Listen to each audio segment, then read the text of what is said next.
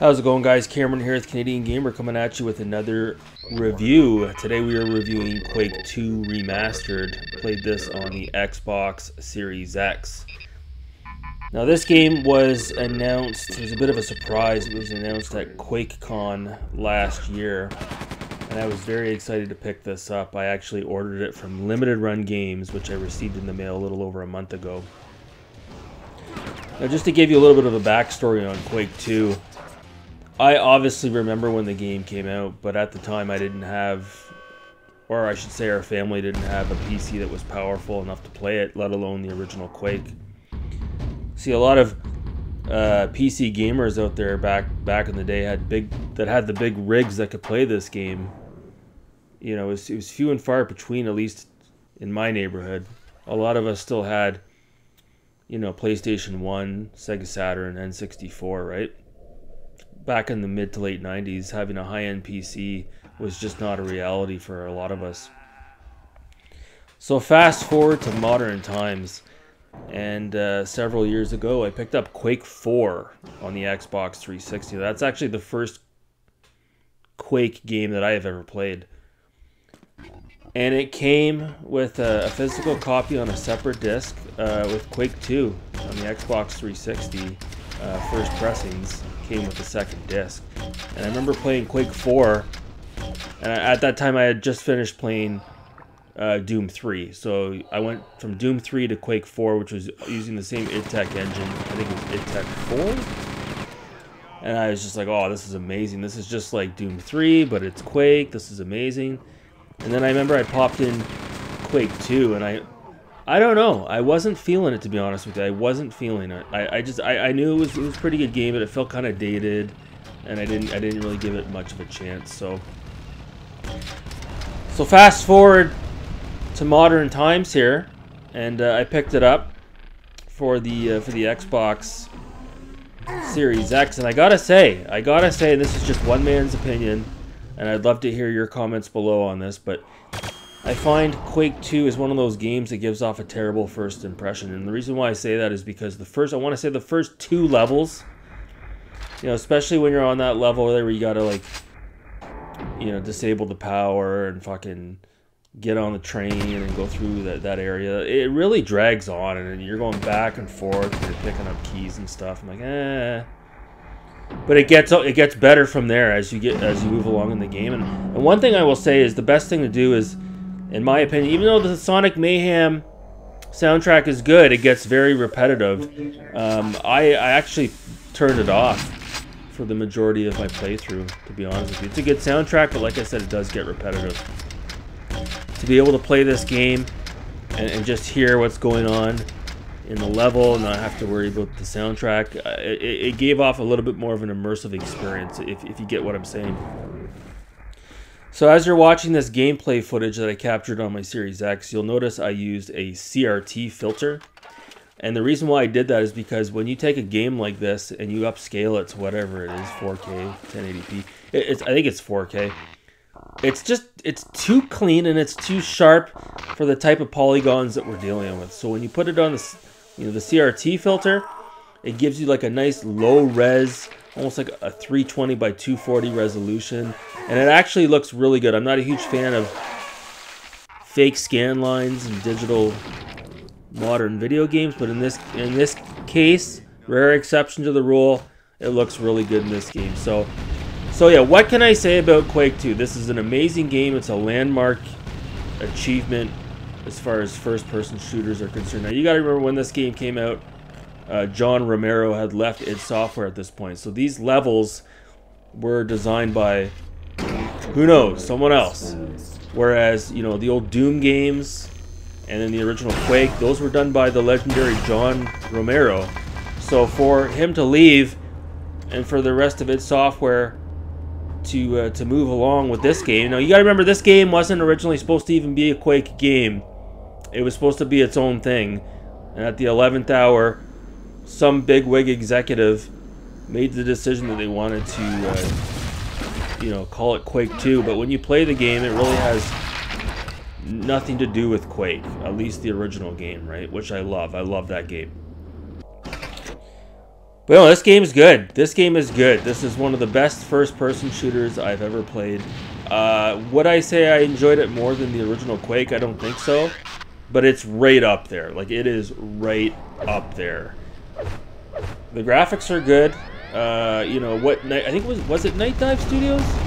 You know, maybe it wasn't. Maybe this was done in-house by Bethesda, but or id Software. But what they were able to do in terms of, you know, the lighting effects, the shadows, the transparencies, the water, as far as modernizing the game, but not losing touch of its retro aesthetic, is nothing short beyond, you know, a miracle.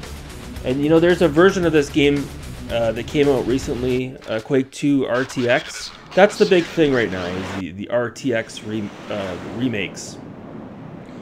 And yeah, the RTX version of this game looks pretty cool in its own right, but artistically speaking, it's its own thing, right? It's not really in tune with the original artistic direction of this game. So just bear that in mind if you're out there watching comparison videos. But yeah, no, this game, I have nothing but good things to say about it, and we'll talk about Quake 2 64 in a minute, which comes with this game. All the expansion packs are included as well. I'm playing through them. So really right now, all that I've done so far is I've played through and beat Quake 2, and now I'm working my way through Quake 64, Quake 2 64, but the amount of content that you're getting in this package, the bang for the buck, wow. I don't think you can order this anymore from Limited Run Games, but for what I paid for it, I think it was 50 bucks. It was well worth it. There's a couple of boss battles in this game. I only came across one glitch in my playthrough where I shot down an enemy that was flying in the sky, and he landed in the water, and he was stuck. He was stuck in the wall, I think. You'll see it in my video clips here. But other than that, it's a rock-solid game, which is expected from an older id Software title. And John Carmack was involved in this game, as far as I can recall when I was watching the ending credits. But yeah, it's crazy for me to be able to go back, well, actually go and play this game for the first time, because again, I couldn't play this back in the day. To be able to go into it with a fresh set of eyes in the year 2024, it was an absolute treat. This is the type of first-person shooter that I cherish. I love these simple types of FPS games where you don't have to think too much, and you've got a gun, and all you got to do is shoot. So the last thing I want to talk about here, and we'll wrap things up, is Quake 2 64. The reason why I want to quickly give a shout out to this game is because if you know anything about me, and if you've been watching my channel, you know over the last couple of years I played through Doom 64, which I thought was just absolutely amazing. I love Doom 64. Obviously I love Doom 3. And then last year when I played through the original Quake for the first time, I played through Quake 64, and I thought Quake 64 was better than the original Quake. Now Quake 64 has a lot in common with Doom 64. Okay, they share that sort of aesthetic that the N64 was known for, with the fluorescent lighting. Very different from the original Quake, which is a very brownish, darkish game. And you've got the music from Aubrey Hodgins, who did the music for Doom 64 as well. And I actually prefer that soundtrack over Trent Reznor's soundtrack for Quake. And now, here we are with Quake 2 64, and it's fucking Doom 64 all over again, guys. It's Quake 64 all over again. You're getting the crazy fluorescent lighting, and you're getting the Aubrey Hodgins soundtrack. And I'm going to go on record and say this.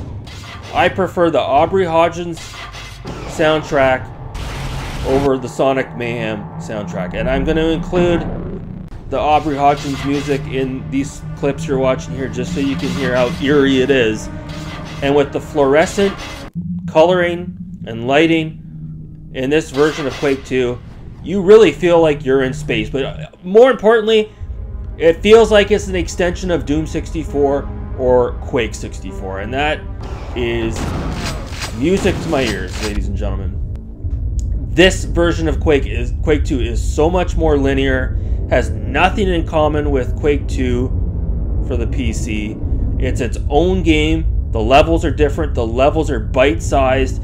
You get cutscenes where the camera pans out from the first-person view to third-person at the end of the level.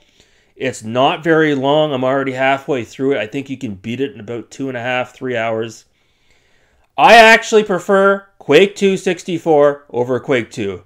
That's how much I'm enjoying it so far, guys.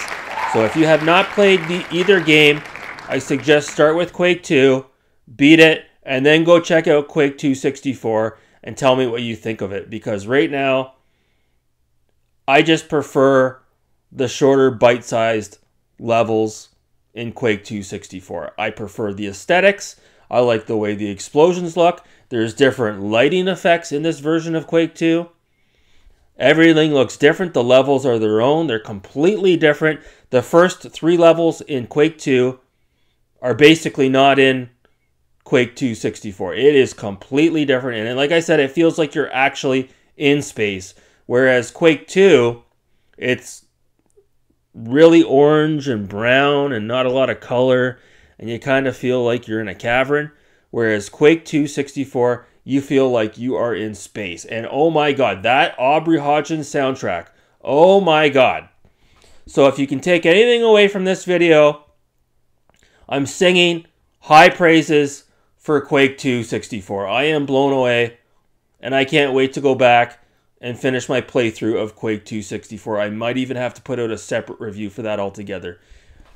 The only negative I can say to this compilation here is it's unfortunate the PS1 version of Quake 2 wasn't included, because that's very much its own thing as well. I don't know, maybe that was just beyond the scope of this project. But all that being said, highly recommend getting Quake 2 Remastered. And for God's sakes, guys, check out Quake 2 64. Oh my god. So that's going to do it for this video. For those who stuck it through all the way to the end, I hope you liked my clips. I hope you got something out of this video, and let me know in the comments below if you have played Quake 2 Remastered, and if so, what were your thoughts? Anyways, guys, that's going to do it for this video. Thanks so much for watching. Have a good night.